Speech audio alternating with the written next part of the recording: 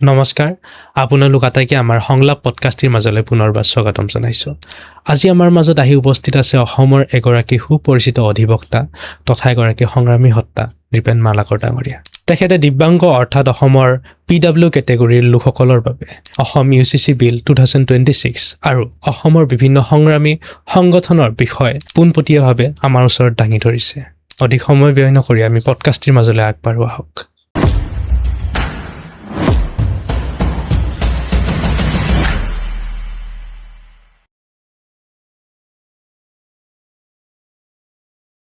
নমস্কাৰ, আপোনাক আমাৰ সংলাপ পডকাষ্টটিৰ মাজলৈ স্বাগতম জনালোঁ। আজি আপোনাৰ লগতে পডকাষ্টটো আৰম্ভণি কৰোঁতে মই আপোনাৰ জীৱনৰ এটা বহুমূলীয়া প্ৰশ্নৰে আগবাঢ়িব বিচাৰিম।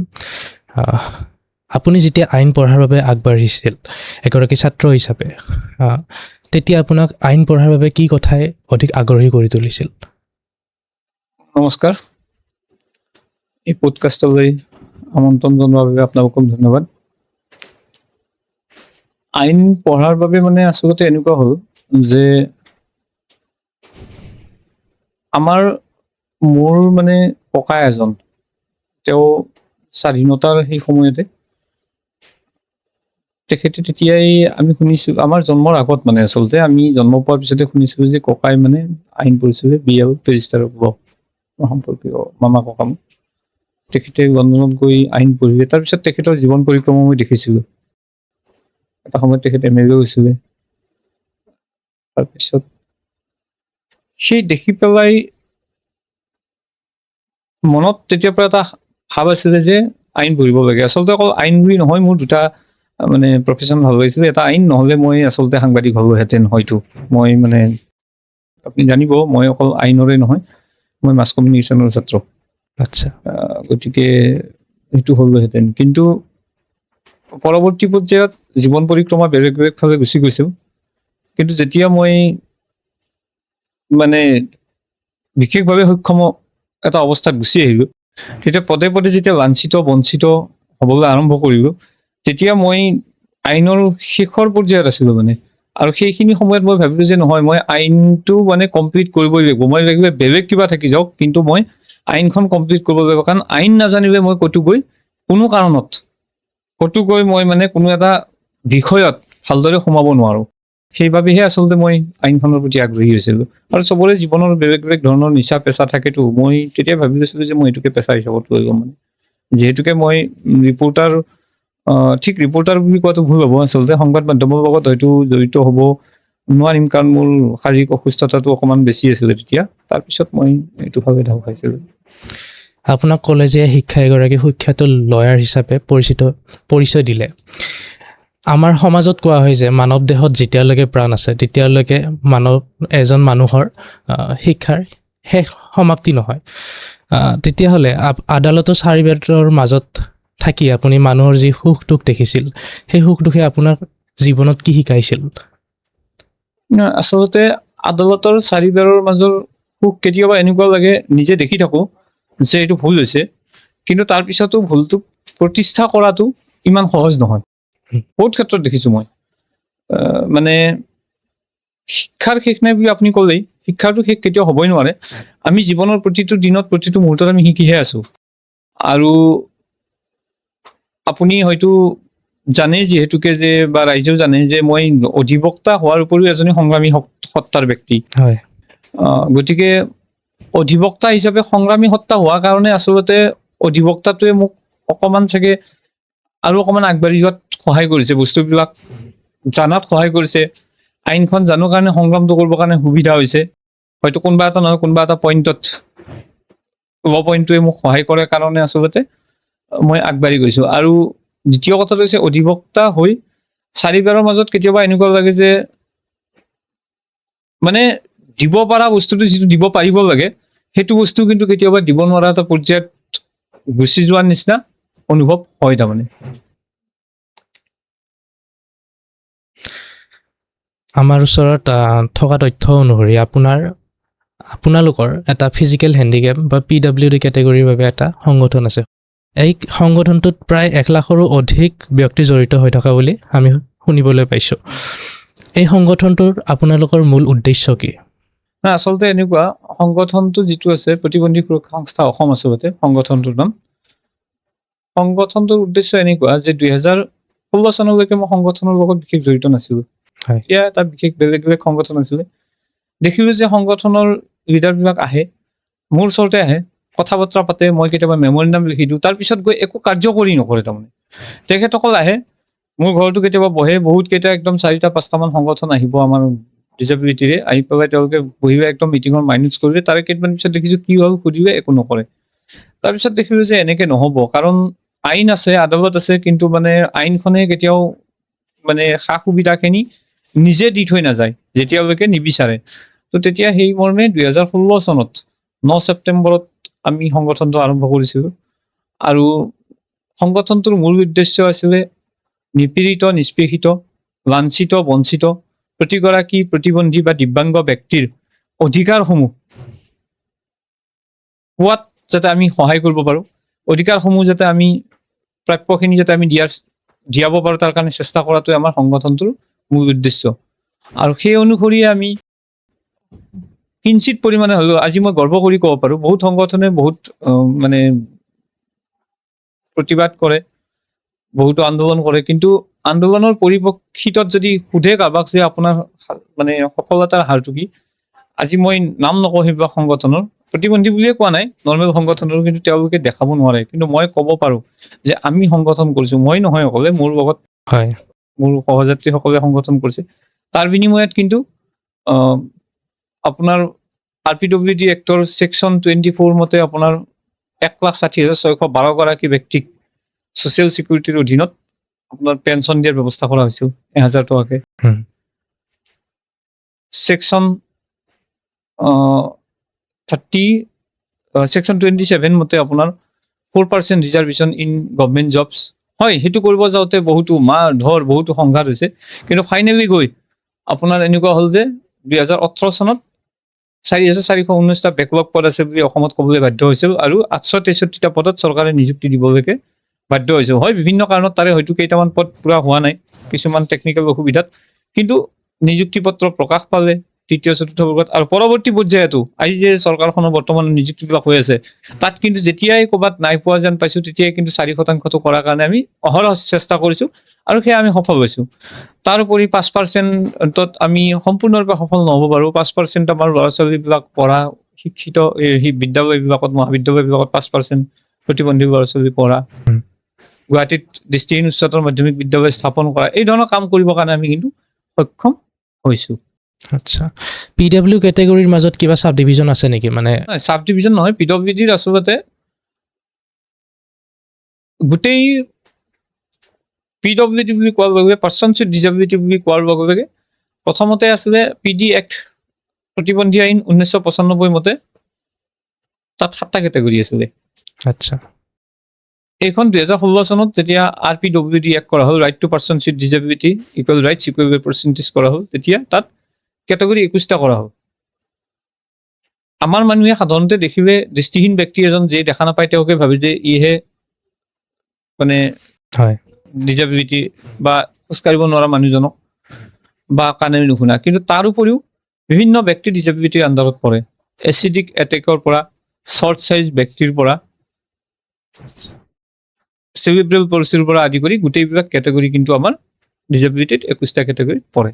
আচ্ছা, আপুনি ভাবেনে গভাৰ্ণমেণ্টে জেনুইনলি এটেনশ্যন পে' কৰি আছে যে আপোনালোকে যিবিলাক কনচাৰ্ণ উঠাই আছে বা যিবিলাক আপোনালোকে ডিমাণ্ড কৰি আছে, সেইবিলাকৰ ওপৰত গভাৰ্ণমেণ্টে ভালদৰে চালি জাৰি চাই কিবা সমাধান উলিয়াই নে? নাই, আপোনাক ক'বলৈকে মই ইয়াত আচলতে কুণ্ঠাবোধ নকৰোঁ। এইকাৰণে 2017 চনৰ 7 ফেব্ৰুৱাৰীত বৰ্তমানৰ শাসনাধীষ্ঠ বিজেপি চৰকাৰখন অসমত প্ৰথমখন পূৰ্ণাংগ বাজেট আৰম্ভ হৈছিলে। সেইদিনাখন বাজেট অধিৱেশন আছিলে। সেইদিনাখনে কৰা প্ৰতিবাদত সেইদিনাখন 4:30 বজাত সেই সময়ৰ মুখ্যমন্ত্ৰী ডাঙৰীয়াৰ লগত এখন আলোচনাত অনুষ্ঠিত হৈ এই যে মই অলপ আগত ক'লো 1,000 টকাৰ পেঞ্চন, সেইখন দীনদয়াল দিব্যাংগ পেঞ্চন আঁচনিৰ নামে নামকৰণ কৰি সন্মানীয় উপৰাষ্ট্ৰপতি ভেংকায়া নাইডু মহোদয়ে 2017 চনৰ 2 ডিচেম্বৰৰ দিনা ৰাজভৱনত আমাৰ লগত এক আলোচনাত মিলিত হৈছিলে, আৰু 3 ডিচেম্বৰৰ দিনা সেই আঁচনিখন উদ্বোধন কৰিছিলে। হয়, তাক লৈ 4,80,000 দিব্যাংগ ব্যক্তিক, চৰকাৰী তথ্য মতে 4,80,000 দিব্যাংগ ব্যক্তিক সেই আঁচনিখনৰ সকলোকে বেনিফিট দিব বুলি কৈছিল। হুম। কিন্তু পৰিতাপৰ বিষয় যে 1,60,612 ব্যক্তিক মাহে 1,000 টকাকে দিব্যাংগ পেঞ্চন হিচাপে দি আছিল 2021 চনলৈকে। হুম। কিন্তু আজি সেই একেখন বিজেপি চৰকাৰে সেই সাংবিধানিকভাৱে থকা অধিকাৰটো বন্ধ কৰি আকৌ অৰুণোদয় নামৰ আঁচনিখনৰ লগত একাকাৰ কৰি দিলে। আৰু সেই অৰুণোদয় আঁচনিখনতো আজি ভেকু বাহনত পৰিণত কৰিছে, কোনোবাই পাইছে কোনোবাই নাপাইছে। গতিকে আপোনাৰ প্ৰশ্নৰ উত্তৰটো এনেকুৱা, যদি আমি সঁচাকে এটেনশ্যন পালোহেঁতেন, যদি আমি সঁচাকে মানে আমি প্ৰাপ্যৰ পৰা বঞ্চিত নহলোহেঁতেন, তেতিয়াহ'লে আমি কেতিয়াও এই শেহতীয়াভাৱে 2025 চনৰ 3 ডিচেম্বৰৰ দিনাখন বিশ্ব প্ৰতিবন্ধী দিৱসৰ দিনাখন কেতিয়াও আমি দিছপুৰৰ মুখ্যমন্ত্ৰীৰ বাসভৱনৰ সন্মুখত অথবা দিছপুৰৰ গেটত আমি বহিবলগীয়া অৱস্থা নহলহেঁতেন। এইটোৱে হৈছে প্ৰশ্নটোৰ উত্তৰ। তেওঁলোকে অৰুণোদয় আঁচনিত কিয় ৰূপান্তৰিত কৰিলে বস্তুটো? নহয়, চাওক, অৰুণোদয় আঁচনি দিছে আমি বেয়া পোৱা নাই। অৰুণোদয় আঁচনিখন মুখ্যমন্ত্ৰী ডাঙৰীয়াই নিৰ্বাচনৰ সময়ত দিয়া এটা প্ৰতিশ্ৰুতি আছিলে যে আমি প্ৰত্যেকগৰাকী মহিলাক আমি অৰুণোদয় আঁচনি দিম। অৰুণোদয় নহয় আৰু তেনেকুৱা 10খন অৰুণোদয় দিয়ক, আমি বেয়া নাপাওঁ। কিন্তু আমাৰ কথাটো হৈছে আমাৰ প্ৰাপ্য যিখন আছে, অৰুণোদয়খন কিন্তু আইনৰ গণ্ডিৰ ভিতৰত মই আজিলৈকে দেখা নাই। মোৰ সীমিত জ্ঞানেৰে ক'তো অৰুণোদয়খন আইনৰ গণ্ডিৰ ভিতৰত কোনো এখন আইনত নাই যে এইখন আইনৰ অধীনত অৰুণোদয় আঁচনিখন পৰে, যাৰ কাৰণে ছ'চিয়েল ছিকিউৰিটিৰ অধীনত দিছে। সেয়া চৰকাৰৰ এক বিশেষ পলিচি। কিন্তু আমাৰ যিটো পেঞ্চনৰ কথা 100 বাৰ কৈ আছোঁ মই, সেই কথাটো কিন্তু এখন আইনৰ অধীনত। কাৰণ ছ'চিয়েল ছিকিউৰিটিত ছেকশ্যন 24ত কৈ থৈ গৈছে যে যিকোনো এজন প্ৰতিবন্ধী ব্যক্তিয়ে ষ্টেটত চলি থকা যিকোনো এখন আঁচনি, যিখন সৰ্বাধিক মানে ধন ব্যয় কৰা আঁচনি থাকে বা প্ৰদান কৰা আঁচনি থাকে যিকোনো ব্যক্তিক, তাৰ পৰা 25% এক্সট্ৰা আমাৰ প্ৰতিবন্ধী ব্যক্তিয়ে পাব লাগে। এয়া ছ'চিয়েল ছিকিউৰিটি বুলি একেবাৰে ক্লিয়াৰকৈ লিখা আছে। সেই কথাখিনি কিন্তু বৰ্তমানৰ চৰকাৰখনে আজিৰ দিনটোত মানি চলা নাই। তেতিয়াহ'লে আমাৰ আইনে একো ধৰণৰ ব্যৱস্থা লোৱা নাই। চাওক, এতিয়া কথাটো এনেকুৱা যে প্ৰত্যেকবাৰেই আলোচনা হৈ আছে। মই যদি আপোনাক আলোচনাৰ হেৰিখন দেখা, এখন কিতাপ হৈ গৈছে। মানে বৰ্তমানৰ চৰকাৰখনৰ কথাটো বেলেগেই, পূৰ্বৰ চৰকাৰৰ মুখ্যমন্ত্ৰীৰ লগতে মোৰ প্ৰায় 5-6 বাৰ মিটিং হৈছে আৰু কাৰ লগত মিটিং হোৱা নাই।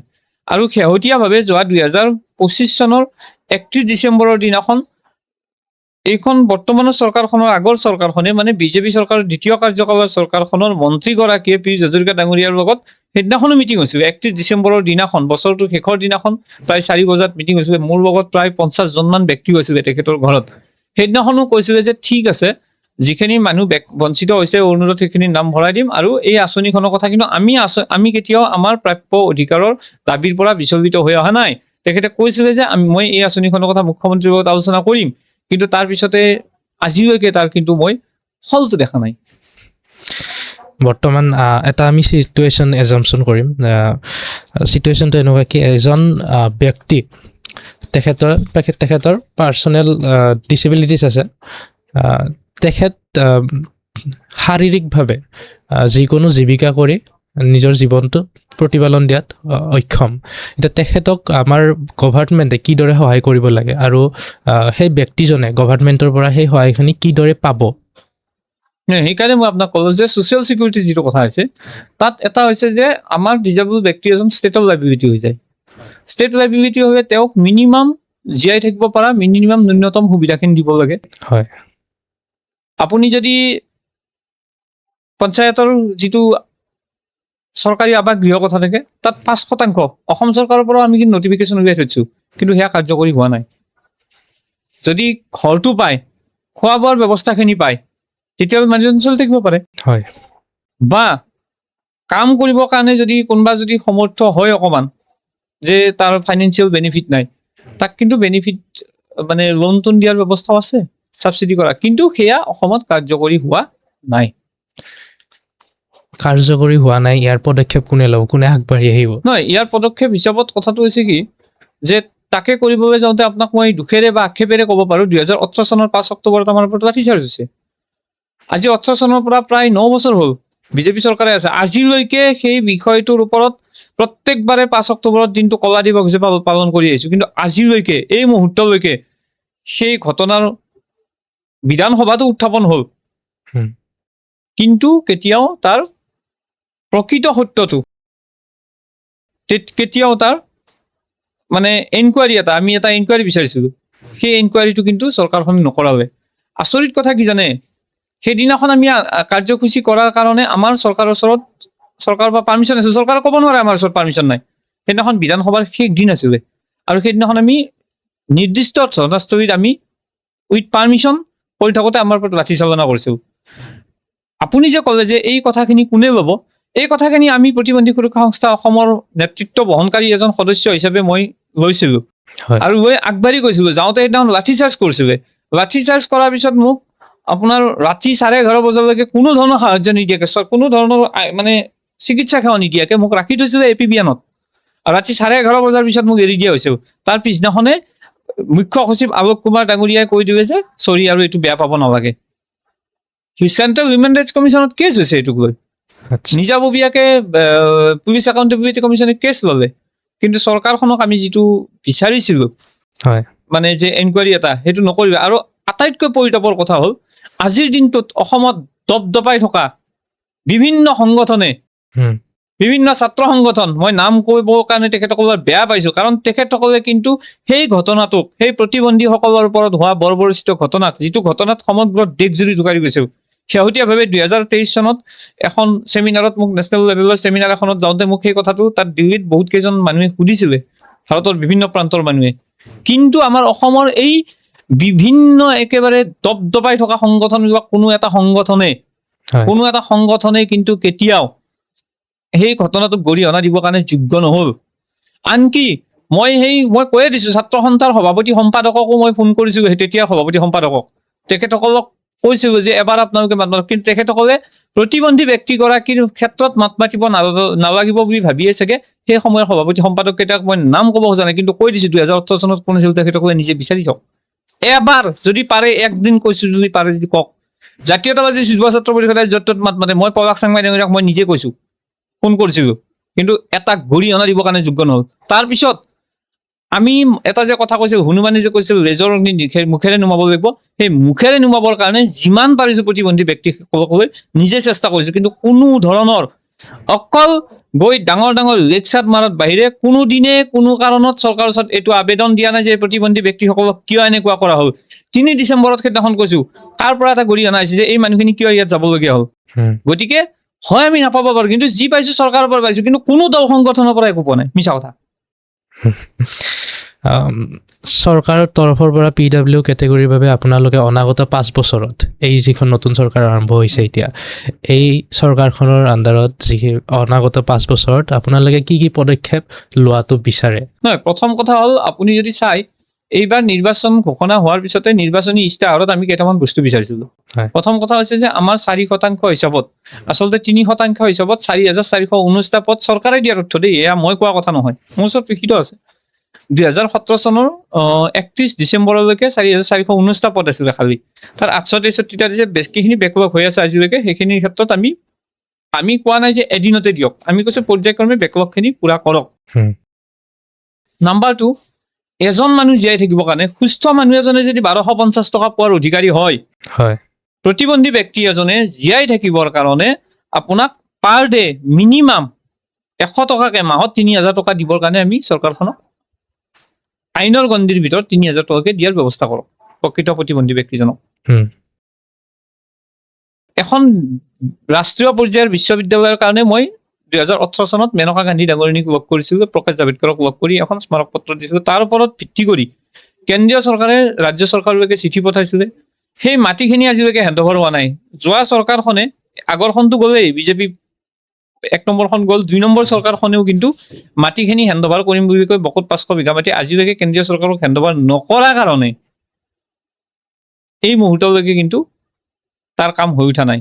হয় কাৰণ এই কথাটো মই এইকাৰণে হেণ্ডঅভাৰ নাই কৰা বুলি কৈছোঁ, ইয়াত যেতিয়া আমাৰ সন্মানীয় মুখ্যমন্ত্ৰীগৰাকীয়ে কৈছিলে কেবিনেটত ডিচিশ্যন হ'ল মাটিখিনি এনেকৈ কৰা হ'ব, তাৰপিছত মই কিন্তু বিৰোধী দলৰ এজন MPৰ দ্বাৰা, অসমৰ নহয় কিন্তু, অসমৰ MP কেইটা কাম নাই আমাৰ, মই একদম মুকলিমূৰীয়াকৈ ক'ব পাৰোঁ, অসমৰ MP কেইটাই একো আৱাজ চাৱাজ নুঠায়, আমাৰ বিৰোধী MP কেইটাই।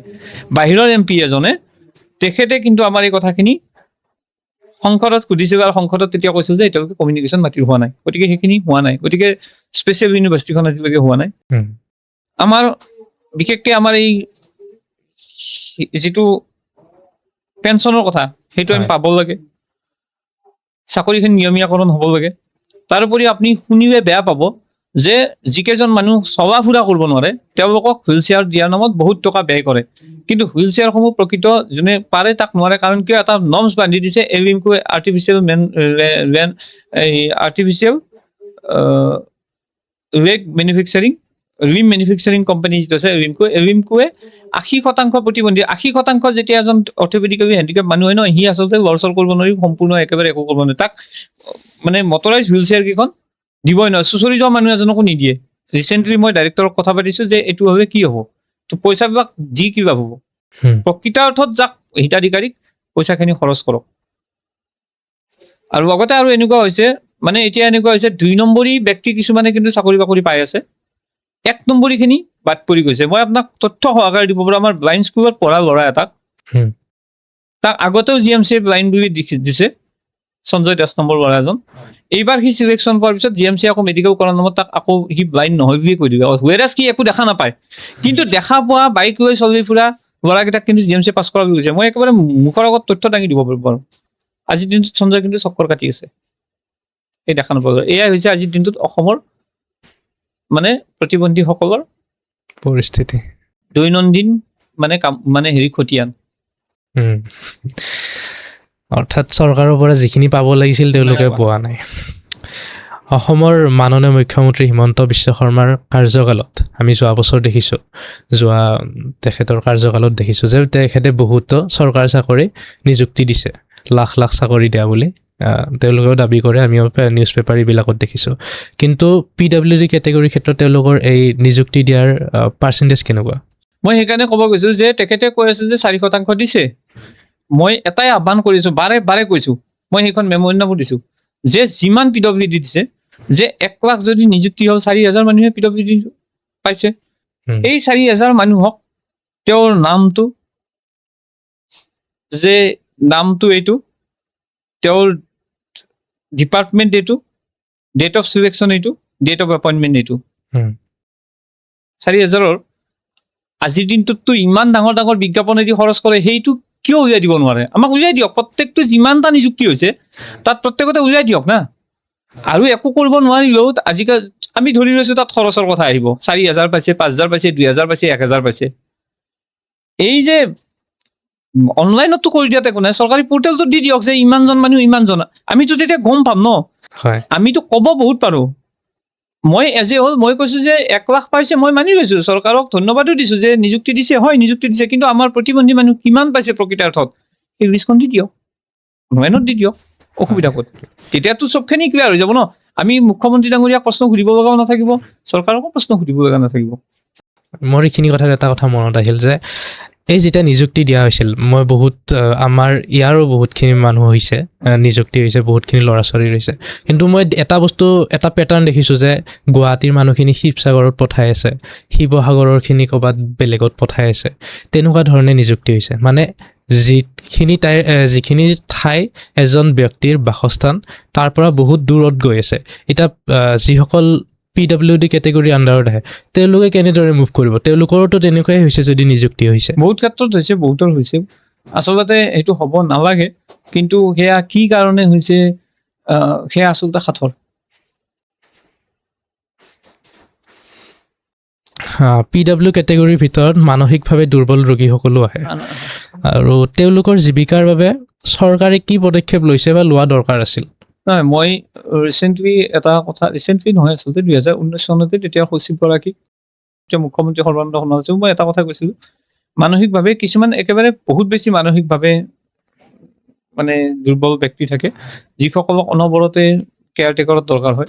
মই কৈছোঁ যে মানে অসমত গুৱাহাটীৰ দৰে এনেকুৱা চহৰবিলাকত প্ৰত্যেকখন চহৰত এটা হোষ্টেল বনাওক, হোষ্টেলটো এনেকুৱা হ'ব লাগে যে মানে বাহিৰৰ পৰা গ্ৰিল চিল দিয়ক, কাচ চাচ থাকক, যাতে ল'ৰা ছোৱালীখিনিক দিনত পৰ্দাখন টানি দিলে বাহিৰৰ পৰা মাক দেউতাকে চাব পাৰেগৈ, গভমেণ্টৰ আণ্ডাৰত থাকক, সেইখিনি কেয়াৰটেকাৰ ৰাখক, তাতে চিকিৎসা সেৱা থাকক, মানুহখিনি অন্তত চাই আহক ল'ৰা ছোৱালীখিনি কেনেকৈ ল'ৰা ছোৱালীখিনি আছে, কাৰণ একোজন ল'ৰা ছোৱালীক ৰখাবৰ কাৰণে বহুত কষ্ট হয়, তেওঁলোকৰ মেডিচিনৰ খৰচা যিমান হয় এটা মাক বাপেকে উঠাব নোৱাৰে। গতিকে অন্তত চৰকাৰে সেই দায়িত্বটো লওক, ইমান কোটি কোটি টকা খৰচ কৰিব পাৰিছে নহয় জানো, গতিকে সেই কামটো নিশ্চয় কৰিব পাৰিব লাগে, কিন্তু সেয়া আচলতে হৈ উঠা নাই, আৰু সেইটো হোৱাটো মই বিচাৰোঁ। লগতে যিখিনি ধৰক কাৰোবাৰ বুদ্ধি কম থাকে হয় তাক অন্তত তেনেকুৱা যিটোত বুদ্ধি নহ'লেও কিছুমান কাম কৰিব পৰা কিছুমান কাম থাকে হয়। যিহেতু আমাৰ আইনখনত এটা কণ্ডিশ্যন আছে আইনখনৰ লগতে আমাৰ চাকৰিৰ ক্ষেত্ৰত মানে জব আইডেণ্টিফিকেশ্যনৰ কথা থাকে এতিয়া নাইট চকীদাৰ পোষ্ট এটা ব্লাইণ্ড ল'ৰাক দিব নোৱাৰে আচলতে নোৱাৰে নহয় জানো গতিকে তাত পাৰ্চিয়েল ব্লাইণ্ড এজনক দিব পাৰে হুম।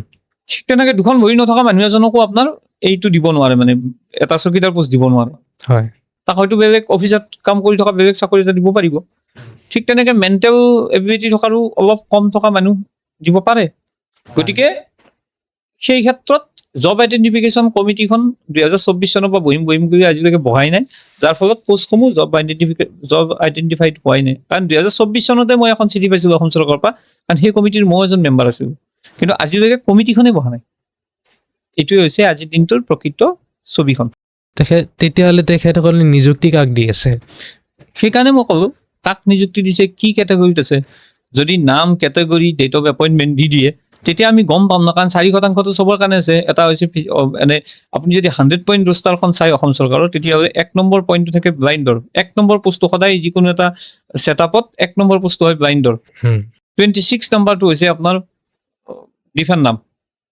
হেয়াৰিং ইম্পেয়াৰ্ড 56 নম্বৰ পোষ্টটো হৈছে আপোনাৰ অৰ্থপেডিকৰ আৰু 76 নম্বৰ পোষ্টটো হৈছে আপোনাৰ আদাৰ্ছ এই অটিজিম বা আদাৰ মানুহৰ 100টা পোষ্টৰ ভিতৰত আপোনাৰ 4টা পোষ্ট আমাৰ কাম থাকে তাৰ ভিতৰত এনেকুৱা নহয় যে 100জন মানুহ এপইণ্টমেণ্ট হৈছে তাত 4জনে হ'ব নহয় কাৰণ কাৰোবাৰ যদি ডিফেন নাম হৈ যায় তাত যদি বেছি ব্ৰেইন আছে সি অট'মেটিক জেনেৰেল কেটেগৰীত গুচি যাব পাৰে 6টা হ'ব পাৰে কিন্তু সেই পোষ্টকেইটা পাব লাগিবই গতিকে সেইটো কোনে কিমান পাইছে কেটেগৰী ৱাইজ লিষ্টখন দিলে ওলাই যাব কিন্তু লিষ্টখন আজিলৈকে কেনে কম আমি কিমান পাইছে ক'ব নোৱাৰে অসম বিধানসভাত এইবাৰ এছাম UCC বিল পাছ হ'ল তাত বৰ্তমান আটাইতকৈ চেঞ্চিটিভ ইছ্যুটো হৈছে লিভ ইন ৰিলেশ্যনশ্বিপৰ ওপৰত আপুনি কি ক'ব বিচাৰিব যে এই ক্ষেত্ৰত আৰক্ষীসকলক সম্পূৰ্ণ অধিকাৰ দি দিয়া হৈছে নেকি নহয় এতিয়া কথাটো তাৰ আগতে মই এটা কথা কৈ লওঁ UCCয়ে হওক বা প্ৰতিবন্ধীসকলৰ ক্ষেত্ৰতে হওক হয় সকলোতকৈ বেছি দায়ী হৈছে বিৰোধীসকল অসমত বিৰোধী শক্তিটো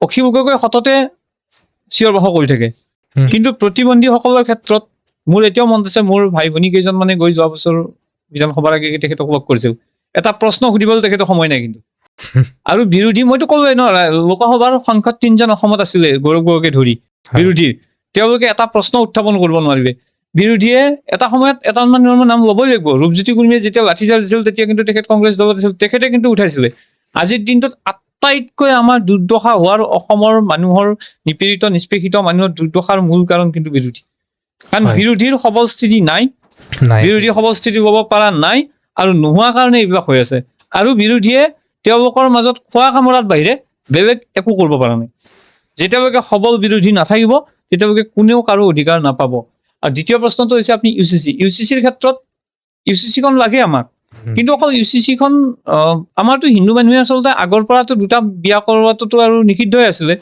যদি প্ৰথমা পত্নীৰ মানে মৃত্যু নহয় বা কিবা নহয় দ্বিতীয় কথাটো হৈছে UCCৰ বিষয়টো এটা বিতৰ্কিত বিষয় বুলি কিয় কৈছো মই যিমান দূৰ জানো দেই মোৰ সীমিত জ্ঞানেৰে মই যদি ভুল হোৱা নাই মুছলিমৰো কিন্তু শৰিয়াত বুলি যিখন আইন আছে সেইখনতো কিন্তু তেনেকুৱা 2-3টা বিয়া পাতাৰ কিন্তু কোনো কথা উল্লেখ নাই মোৰ যিমান দূৰ মনত আছে শৰিয়াত আইনত মই বহুত পঢ়া নাই কিন্তু যিমানখিনি পঢ়িছো মানে শৰিয়াত আইনৰ কথা তাত কিন্তু তেনেকুৱা ধৰণৰ কথা নাই আজি আচলতে মই লৈ অহা নাই নহয় মই দেখাই দিলোহে আপোনাক আৰু 3 নম্বৰ কথাটো হৈছে আপুনি যিটো পুলিচক ক্ষমতা দিয়াৰ কথা ক'লে হয় কিছু পৰিমাণে দিয়াৰ নিচিনা হৈছেও কেতিয়াবা এইখন মই এটাই বিচাৰো যে এইখন মিছ ইউজ নহওক কাৰণ চাওক আমি বেলেগৰ কথা নকওঁ আমি গুৱাহাটী চহৰখনৰ কথাই ক'লো গুৱাহাটী চহৰখন আপোনাৰ ওচৰৰ এই ঠাইটোতে যদি আমি যদি ষ্টুডিঅ'ৰ ওচৰতে যদি আমি চাওঁ কোনোবা এটা ছোৱালী এগৰাকী ইয়াত ধৰক ভাড়া আছে তাইৰ ককায়েক কোন ভায়েক কোন আমি চিনি নাপাওঁ কিবা কাৰণত আপোনাৰ ইয়াৰ ওচৰৰ হস্পিটেলখনত আহিছে ককায়েক এজন খুৰাকৰ পুতেকজনো আহিব পাৰে তাইৰ নিজৰ ভায়েকজনো আহিব পাৰে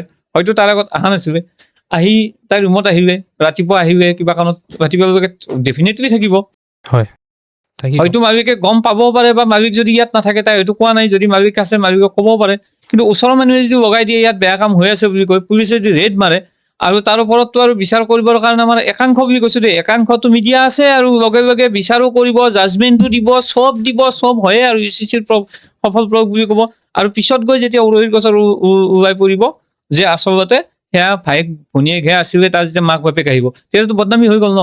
গতিকে এটাই বস্তু বিচাৰিম, এই ধৰণৰ যাতে মিছ ইউজ নহওক। আৰু এটা কথা মই আপোনাক কওঁ, ভাৰতবৰ্ষৰ এখন মহামান্য উচ্চ ন্যায়ালয়ে শেহতীয়াভাৱে আজি 3 দিনমান আগত এটা ৰায়দান প্ৰদান কৰিছে। তাত আকৌ কৈছে যে মানে কোনোবা যদি প্ৰাপ্তবয়স্ক ব্যক্তি যদি একেলগে থাকে, তাত তেওঁলোকে একো বিশেষ কথা নক'ব, কাৰণ ন্যায়ালয়খন কেতিয়াও মানে কাৰো নৈতিকতা ৰক্ষক নহয় বুলি কৈছে। মহামান্য উচ্চতম ন্যায়ালয়ে আজি কেইদিনমান আগতে এটা এই UCCৰ একে পেটাৰ্ণতে এটা ৰায়দান প্ৰদান কৰিছে মানে। গতিকে গোটেই বিষয়টো আচলতে কণ্ট্ৰভাৰ্চিয়েল। কিন্তু আমি এটা কথাই ক'ম, ঠিক আছে, আইন যিয়ে নাথাকক, আইন থাকিলেই নহ'ব, আইনখন সঠিক প্ৰয়োগ আৰু প্ৰণয়ন হোৱাটো উচিত। কেতিয়াও যাতে UCCখন, আপুনি হয়তো জানেই 498A বুলি এটা ছেকশ্যন আছিলে আমাৰ আগতে, যিটো মানে মাইকী মানুহজনীক অত্যাচাৰ কৰিছে ঘৰৰ পৰা যৌতুক নিদিয়াৰ কাৰণে, এনেকুৱা ধৰণৰ। ভাৰতবৰ্ষৰ কিছুমান ৰাজ্যত এনেকুৱা হৈ গ'ল, সেইখন এখন ব্যৱসায়ত পৰিণত হ'ল।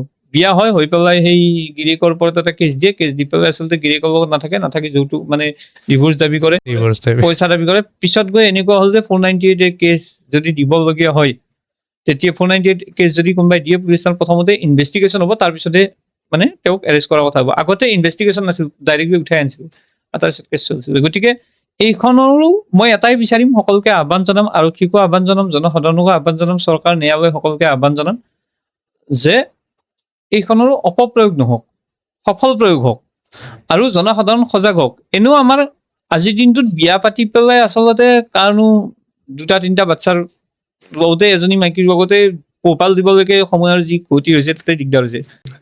আৰু যদি কোনোবাই তেনেকুৱা ধৰণে লিভিং ৰিলেশ্যনশ্বিপ কৰি আছে, সেয়া কিন্তু কোনো দুখীয়া ঘৰৰ ল'ৰা ছোৱালী আচলতে তেনেকে ক'ৰবাত ঘৰলৈ থাকিব পৰা, আৰ্থিকভাৱে দুৰ্বলতেই দুখীয়া বুলি কোৱাটো ভুল হ'ব, পাৰা নাই। গতিকে ধনীৰ কোনোবা, আৰু সেয়া হয়তো আইনৰ কোনোবা সুৰুঙাৰে যদি কৰেও কোনোবাই, মই নাজানো, কৰে বুলি মই ভবা নাই, নকৰিলেও কৰিলেও সুৰুঙাৰে হয়তো বাচিও যাব, কিন্তু সেইটো নহওক বুলিহে মই আশা কৰোঁ। মানে সকলোকে আহ্বান জনাওঁ আপোনাৰ পডকাষ্টৰ জৰিয়তে।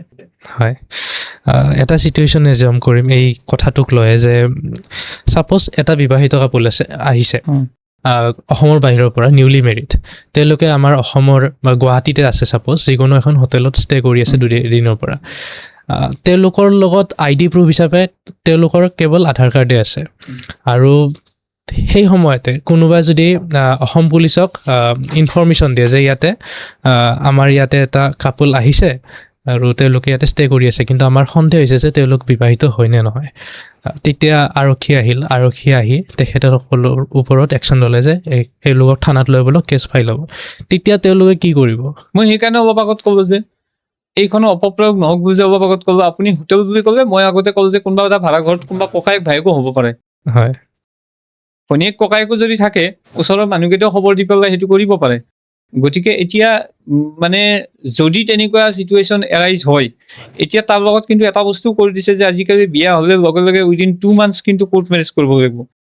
যদি তেনেকুৱা ধৰণৰ চিটুৱেশ্যন এৰাইজ হ'ব পাৰে বুলি ভাবে, প্ৰথম কথা হৈছে লগে লগে মোৰ মতে আধাৰ কাৰ্ডখনত, অন্ততঃ আধাৰ কাৰ্ডত লগে লগে এপ্লাই কৰি বিয়া হোৱাৰ পিছতে, যিটো দেখিছোঁ আৰু মই তাতে লগে লগে প্ৰথম কথা হৈছে হাজবেণ্ডৰ নামটো ৱাইফ বা কিবাটো কৰিব লাগিব। হয়, যদি ঘৈণীয়েক হয়, গিৰিয়েকৰ নামটো মানে তাত কেয়াৰ অফত আনিলে, তেতিয়া ঘৈণীয়েকজনী যদি লগতে থাকে, গিৰিয়েকজনতো তেনেকুৱা ধৰণৰ নহ'ব। আৰু যদি সেইটো কৰিব নোৱাৰে, তেতিয়াহ'লে কোৰ্ট মেৰেজ চাৰ্টিফিকেটখন এতিয়া যেনেকৈ আধাৰ কাৰ্ড বনাই লৈছে, সৰুকৈ বনাই লৈ পেলাই সেইখনৰ অন্ততঃ নাম্বাৰটো হ'ব, কাৰণ আজিকালি অনলাইনৰ যুগ, চাব পাৰে। গতিকে অনলাইনেদি চোৱাৰ ব্যৱস্থা কৰিব লাগিব অসম চৰকাৰে য'তেই হ'লেও, যে আমি বিয়া পাতিছোঁ। কাৰণ যিহেতু 2 মাহৰ ভিতৰত এটা কথা কৈ দিছে, উইদিন 2 months কিন্তু ৰেজিষ্ট্ৰেশ্যন কৰিব লাগিব। গতিকে ৰেজিষ্ট্ৰেশ্যন কৰিছে যে আমি বিয়া পাতিছোঁ, এইটো নাম্বাৰ, আপোনালোকে পুলিচে চেক কৰক। সেই ক্ষেত্ৰত আমি চবে সতৰ্ক হ'ব লাগিব। যদি জেনুইন যদি কাপোল হয়, তেতিয়া যদি তেওঁলোকে কোৰ্ট মেৰেজ কৰি পেলাই যদি ঘূৰি আহে, অৱশ্যে তাতে এইটো কথা ক'ব নোৱাৰোঁ কাৰো লগত মানে বেয়া নহ'ব বুলি, কাৰণ বিয়া হয়তো হৈ গ'ল, ঘৰৰ পৰা চাই মেলি দিলে, বিয়া হ'ল, তাৰে এসপ্তাহৰ ভিতৰত বা 3 দিন পিছতে তেওঁলোকৰ ঘৰৰ মানুহ কোনোবা এজন গুৱাহাটীৰ নিচিনা ঠাইত আহিব লগা হ'ল, হস্পিটেলাইজ কৰিব লগা হ'ল, তেতিয়াতো আৰু মেৰেজ চাৰ্টিফিকেটখন আনিব বা কৰিবলগীয়া সময় নাথাকিব, বা আধাৰ কাৰ্ডখন নহ'ব। সেই ক্ষেত্ৰত আচলতে এটাই কাম কৰিব লাগিব যে তেওঁলোকে আৰু সেই প্ৰমাণ পত্ৰ এখন গাঁৱৰ লৈ ফুৰিব লাগিব। আৰু এতিয়া সেইখনো ID কাৰ্ডৰ দৰে সেইটোৱে ক'ব লাগিব যে আপোনালোকে খবৰ কৰক, এইটো গাঁৱৰ গাঁওবুঢ়া, তাৰ দ্বাৰা সুধিব লাগিব। তাত বাহিৰেতো গাঁৱৰ গাঁওবুঢ়াৰ নাম্বাৰ লৈ ফুৰিব লাগিব। গাঁৱৰ যদি হয় যে এইটো গাঁৱৰ গাঁওবুঢ়া মানুহ আমাৰ নহয় জানো, এইজন আমাৰ ভিলেজ হেডমেন, এইটো নাম্বাৰ ভিলেজ হেডমেনৰ নাম্বাৰ ডেফিনেটলি পৰ্টেবলত থাকিব, সেইটো নাম্বাৰ সোধক। এইটো আমি এনেকুৱা ধৰণৰ। তাত বাহিৰেতো আৰু সেই বিফৰ 2 months হ'লেতো আৰু বেলেগ ৰাস্তাটো মই দেখা নাই তেনেকৈ। বেলেগ ৰাস্তা নাই। ঠিক আছে, আমাৰ UCC বিলতে কেবিনেটে 3% ৰিজাৰ্ভেশ্যন এক্সটেণ্ড কৰিছে 3 টাইপছৰ কাৰণে এণ্ড আদিবাসীৰ কাৰণে, গ্ৰেড 1 এণ্ড গ্ৰেড 2 জবছৰ কাৰণে। আৰু কিন্তু মই যোৱাকালি চাই আছিলোঁ, অলপ ডিটেইলছ ওলাই আছিলোঁ, তেতিয়া মই পালোঁ যে অসমৰ মুঠ 3টা কমিউনিটিছে ST ষ্টেটাছৰ কাৰণে চৰকাৰক আহ্বান জনাই আছে। কিন্তু তেওঁলোকে সেইটো নকৰি বৰ্তমান 3% ৰিজাৰ্ভেশ্যন দিছে। এইটো আমাৰ ৰাজনীতি নে ৰাজনৈতিক কিবা বিফলতা? এই গোটেই কথাটোত আচলতে মই আপোনাক কোৱাটো উচিত এইকাৰণেই নহ'ব, তেখেতসকলে ট্ৰাইবছৰ বা ট্ৰাইবছৰ ক্ষেত্ৰত কি ধৰণে কিমান % বিচাৰিছে আপুনি যদি চাই, মই নাজানো এতিয়া আচলতে কিয় সেইটো ঠাণ্ডা হৈ গ'ল। কাৰণ ঠিক বিধানসভা নিৰ্বাচনৰ আগে আগে উজনি অসম পুৰা উত্তপ্ত হৈ গৈছিলে ষষ্ঠ 6 জনগোষ্ঠী জনজাতিকৰণ কৰি। হয়, 6 জনগোষ্ঠী জনজাতিকৰণ হ'বলৈ হ'লে মোৰ যিমান সীমিত জ্ঞান আছে, ইয়াৰ পৰাতো কি পঠাবই লাগিব, কিন্তু বিধানসভা আৰু লোকসভাত লোকসভা আৰু ৰাজ্যসভাত এই বিলখন পাছ হ'ব লাগিব। গতিকে পূৰ্বৰ জনজাতিসকলক কি ধৰণে কেনেকে হাম নোহোৱাকে জনজাতিকৰণ দিব, কাক নিদিব, সেই কথাবিলাক উল্লেখ থাকিব লাগিব। এতিয়া এই 3%ৰ ক্ষেত্ৰত কাক কেনেকে কি দিম বুলি ভাবিছে, সেয়া চৰকাৰে কৰাৰ পিছতহে আমি আচলতে গম পাম। আৰু এটা ডাঙৰ কথা হৈছে কি জানে, আইন হোৱাটো ডাঙৰ কথা নহয়, আইনখন কাৰ্যত পৰিণত হোৱাটোৱে। আমাৰতো প্ৰতিবন্ধী আইন আছে, 4% দিব লাগে, আমাৰতো বহুত বস্তুৱে দিব লাগে, কি দিছে? গতিকে UCC-খন হৈছে, লক্ষ্য ৰাখিবলগীয়া কথাটো হৈছে আমি আজিৰ পৰা 2 বছৰ পিছত UCC-ৰ কথা পাতিব লাগিব যে এই যোৱা 2টা বছৰত UCC-খন কি ধৰণে প্ৰয়োগ কৰা হ'ল। হয়, নে UCC-খন অকল কাৰোবাৰ মন গ'লে কাৰোবাক খবৰ দি, পুলিচক খবৰ দি কাৰোবাক হাৰাশাস্তি কৰাৰ কাৰণে কৰা হ'ল, নে UCC-ৰ ক্ষেত্ৰত এই 3%ৰ কাৰ্যকৰীকৰণৰ কাৰণে কৰা হ'ল, নে আচলতে প্ৰকৃতাৰ্থত চব মানুহ শুধৰাবৰ কাৰণে কৰা হ'ল। সেইটো আমি 2 বছৰ পিছতহে আচলতে ইয়াৰ কাৰ্যকৰীকৰণটো দেখা পাম। ঠিক আছে বাৰু। আমাৰ যিসকল দিব্যাংগ আছে, এতিয়া দেখা গৈছে যে তেখেতসকল খেলা ধূলাতো আগবাঢ়িছে, বৰ্তমান ক্ৰীড়াতো আগবাঢ়িছে। তেখেতসকলক যি ধৰণে সুবিধা দিব লাগে আগবঢ়াৰ কাৰণে, যিসকল উৎসাহিত আগবাঢ়িব বিচাৰিছে যে খেলা ধূলাত মই ছাপ'জ টেবুল টেনিছ খেলিম, ক্ৰিকেট খেলিম, ক্ৰিকেটত বাৰু তেনেকৈ নহয়, বাট ষ্টিল ফৰ এক্সাম্পল আৰু ক্ৰিকেট খেলিছে, ব্লাইণ্ডে ক্ৰিকেট খেলে। তেখেতসকলক চৰকাৰে কেনেধৰণে সহায় সহযোগিতা আগবঢ়াইছে বা আগবঢ়াব লাগিছিল? এই ক্ষেত্ৰত মই এটাই কথা ক'ম, ডিছক্ৰিমিনেশ্যন শব্দটো আচলতে থাকিব নালাগে বুলি কৈছে। ডিছক্ৰিমিনেশ্যন কাৰো লগত হ'ব নালাগে বুলি কৈছে, নকৰোঁ বুলি কৈছে। কিন্তু ডিছক্ৰিমিনেশ্যন কেনেকৈ হয় মই আপোনাক সৰুকৈ এটা কৈ আছোঁ। ঐনিতম ৰাজকুমাৰ বুলি এজন ল'ৰাই পেৰালিম্পিকত বাহিৰত বহুত কেইখন ৰাজ্যত, সি আচলতে মেণ্টেলি ইমান ঠিক নহয় মানুহজন, কিন্তু সাঁতোৰে কিবা কিবি কৰে বাৰু। মই যোৱা বছৰ তাৰ ঘৰত গৈছিলোঁ, যেতিয়া গৈছিলে কোনো সম্বৰ্ধনা দিয়া নাই তাক। তাৰপিছত মই গ'লোঁ, মোৰ তাৰে কিছুদিন পিছত চিনু দাস, নগাঁৱৰ এগৰাকী ছোৱালী, ব্লাইণ্ডৰ ক্ৰিকেটত গৈ শ্ৰীলংকাত খেলি আহিলে ইণ্ডিয়ান টিমৰ হৈ। আমাৰ নগাঁৱৰ অতি দুখীয়া ছোৱালী। ঠিক তেনেকৈ ব্লাইণ্ডৰো বহুত ক্ৰিকেট খেলৰ ল'ৰা আছে। ডিফেন নামৰ মিষ্টাৰ ইণ্ডিয়া হৈছে, মিছ ইণ্ডিয়া হৈছে। তাৰপিছত আপোনাৰ অটিজিমৰো বহুত বাচ্চা বহুতখিনি কিবা কিবি কৰি আছে।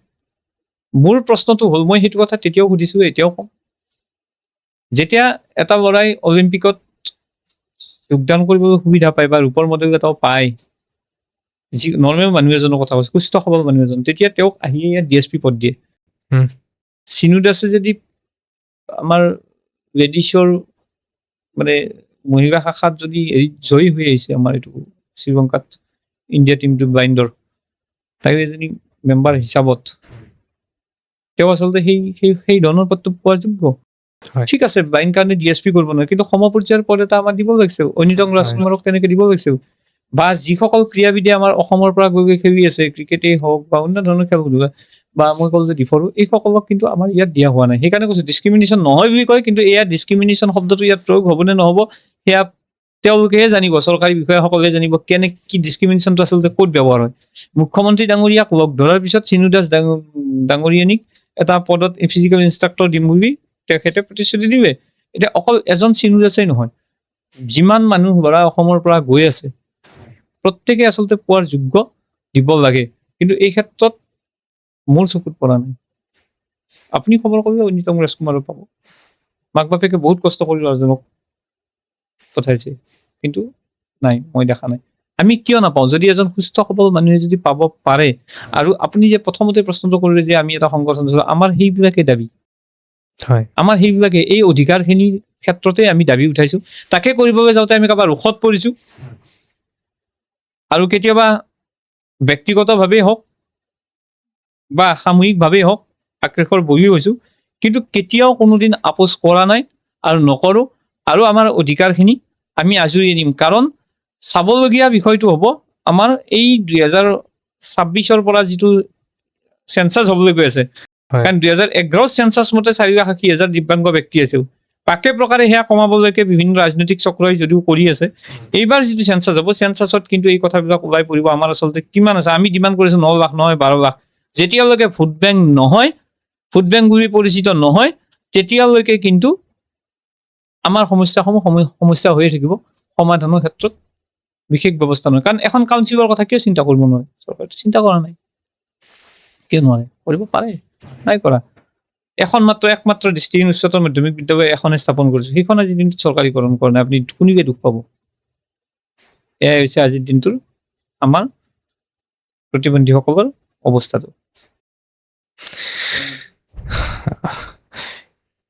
আমাৰ অসমৰ যিখন UCC বিল ওলাল, তাতে আমাক দিয়া গৈছে যে 62,295 crore ইণ্টাৰিম বাজেট তেওঁলোকে প্ৰদৰ্শন কৰিছে, আৰু তেওঁলোকে সংকল্পও লৈছে যে 2028 অসমক 10 লাখ কোটি টকাৰ ইকনমি হিচাপে গঢ় দিব। এয়া প্ৰকৃততে সম্ভৱ হ'বনে? নে আমি দেখিবলৈ পাম নে কেৱল ৰাস্তা ঘাট উন্নতিৰ নামতে দেখি থাকিম বস্তুবোৰ? মুখ্যমন্ত্ৰী ডাঙৰীয়াক ধন্যবাদ দিছো যে অন্তত বাজেটখনত বা বিলখনত এইটো সংকল্প যে লৈছে। আমিতো সদায় আশা কৰিবই লাগিব যে হওক, ভাল হ'ব বুলি আমি আশা কৰোঁ, কিন্তু অসমীয়াত এষাৰ কথা আছে নহয়, দেখিলেহে দেখিম। সেই আমি দেখিলেহে দেখিম, তাৰমানে নেদেখালৈকে আমি একো ক'ব পৰাটো বা কোৱাটো সমীচীন নহয়। ঠিক আছে, মই আৰু এটা প্ৰশ্ন সুধোঁ UCC বিলৰে, লাষ্ট প্ৰশ্ন সুধিম মই এইটো। UCC বিলখনে পলিগেমি আমাৰ এণ্টায়াৰলি মানে যিমানকেইটা ৰিলিজন আছে আমাৰ ইণ্ডিয়াত, গোটেইকেইটাৰ মাজত পলিগেমি বেন কৰিছে, আৰু তেওঁলোকে মেৰিজ এজ লিমিট বান্ধি দিছে যে 18 বছৰ ছোৱালীৰ কাৰণে আৰু 21 বছৰ ল'ৰাৰ কাৰণে।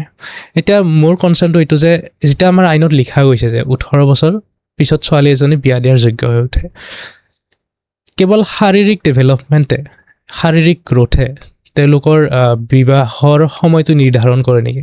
কাৰণ 18 বছৰ হোৱাৰ পিছত ছোৱালী এজনীৰ আৰু কৰিবলগীয়া বহুত আছে।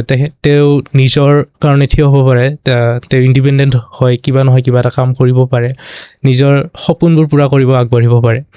তেতিয়াহ'লে 18 বছৰ হিচাপে যেতিয়া আমাক আইনে বান্ধি দিছে, বহুত মাক দেউতাকে 18 বছৰ পিছত বিয়া দি দিব। এতিয়া এই ক্ষেত্ৰত আপোনাৰ দৃষ্টিভংগী কেনেকুৱা? মোৰ কথাটো এনেকুৱা, মই চৰকাৰে বিলখন কৰিছে, তাত সকলো বস্তুৱেই যে মানে কণ্ট্ৰভাৰ্চিয়েল হ'ব এইটো মই নাভাবোঁ।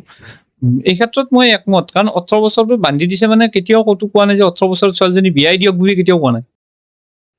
ক'তোতো কোৱা নাই আইনখনে যে 18 বছৰ হৈছে মানে বিয়া দিবই লাগিব, 21 বছৰ হৈছে মানে বিয়া পাতিবই লাগিব। ছোৱালীজনী যদি সঁচাকৈ কৰিব পৰা যোগ্যতা আছে, মই যে চিমু দাসৰ কথা ক'লোঁ, চিমু দাস অতি দুখীয়া ঘৰৰ ছোৱালী, গৈ পেলাই আপোনাৰ ক্ৰিকেট খেলি আহি এতিয়া ধৰক কিবা এটা সংস্থাপিত হ'ব।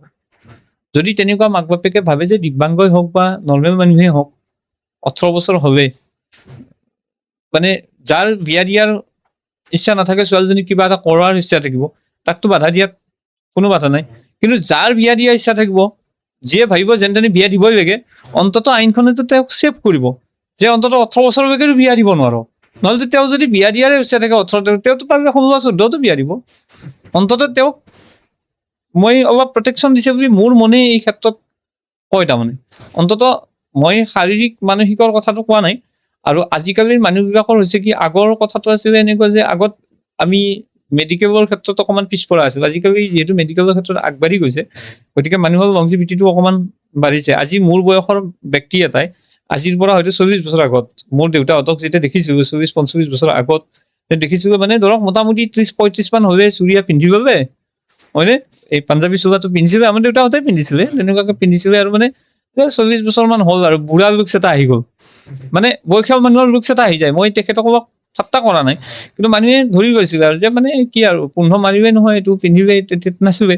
কিন্তু আজিকালি হৈছে কি, আজিকালি যিমান পাৰি বিজ্ঞানে যিহেতু বহুত আগবঢ়াই নিছে, গতিকে আজিৰ দিনটোত মানুহ সুস্থ সবল হৈ থাকে, ফিটিং ফাটাং হৈ থাকে, হয়নে? আজিকালি মানুহে জগিং কৰিব, কিবা কৰিব, মুঠৰ ওপৰত ফিটিং হৈ থকা বহুত পাই আছে। আৰু গতিকে 18 বছৰত মানুহৰ 18 বছৰত আচলতে এইকাৰণে বান্ধি দিব লগা হৈছে সোনকালে বিয়া হোৱাতকৈ, যিহেতু টাইমটো পেৰিয়ড ডিউৰেশ্যন, জীয়াই থকাৰ যিটো ডিউৰেশ্যন সেইটো বাঢ়ি গৈছে বুলি আমি ভাবোঁ তাৰমানে। সেইকাৰণে আচলতে 18 বছৰৰ পৰা আৰম্ভ কৰাৰ কাৰণে চেষ্টা কৰিছে, কিন্তু যিবিলাক মাক দেউতাকে আগতে বিয়া দিব খোজে, সেই ক্ষেত্ৰত আপোনালোকে নাজানো, আমি মাহঁতৰ মুখত শুনিছিলোঁ, কিন্তু আগতে 2বাৰ বিয়া পাতিছিলে। মানে ছোৱালীজনী তোলনি হোৱাৰ আগতে মানে ঠিক ঠাক কৰি থৈ দিয়ে যে এই ল'ৰাজন বিয়া পাতিব, তোলনি হোৱাৰ পিছত আকৌ বিয়া পাতি লৈ আহে। আগ বিয়া পিছ বিয়া বুলি কৈছিল। অন্ততঃ সেইটো বস্তুটো বন্ধ হ'ল। হয়, এতিয়া ধৰক হয়তো 18 বছৰৰ তলৰ, এতিয়াও কিন্তু বহুত ল'ৰা ছোৱালী 18 বছৰৰ তলত বিয়া হয়। গতিকে অন্ততঃ এইখনে সেই ক্ষেত্ৰত কিছু ছেভ কৰিব বুলি মই ভাবিছোঁ। ঠিক আছে, ধন্যবাদ আজি আপুনি আমাৰ মাজত আপোনাৰ এই বহুমূলীয়া সময়খিনি অতিবাহিত কৰাৰ কাৰণে। আপোনাৰ উত্তৰবোৰ যথেষ্ট পোনপটীয়া আছিল, সেইবাবে ভাবোঁ যে আমাৰ যিখিনি অডিয়েঞ্চ আছে, যিখিনি দৰ্শক আছে, তেওঁলোকে আপোনাৰ কথাখিনি শুনি খুব ৰস পাব। আৰু বহুতখিনি আপুনি ইনফৰ্মেশ্যন দিলে আমাক দিব্যাংগসকলৰ বাবে, তাৰ বাবে আপোনাক ধন্যবাদ জনালোঁ। ধন্যবাদ। মই মানুহটোৱে চিধা চিধি মানুহ, সেইকাৰণে তেৰা বেকা নাজানোৱে। জীৱন বাটত যিমান আহিলেও চিধা চিধিকে আগবাঢ়ি যাব চেষ্টা কৰিছোঁ। আৰু আপোনালোকে মোক ইয়াত মাতি আনি এইখিনি ক'ব সুবিধা দিয়ালৈকে আপোনালোকক ধন্যবাদ দিয়াটো আচলতে উচিত নহ'ব। অন্তৰৰ পৰা আপোনালোকৰ মংগল কামনাহে কৰিছোঁ।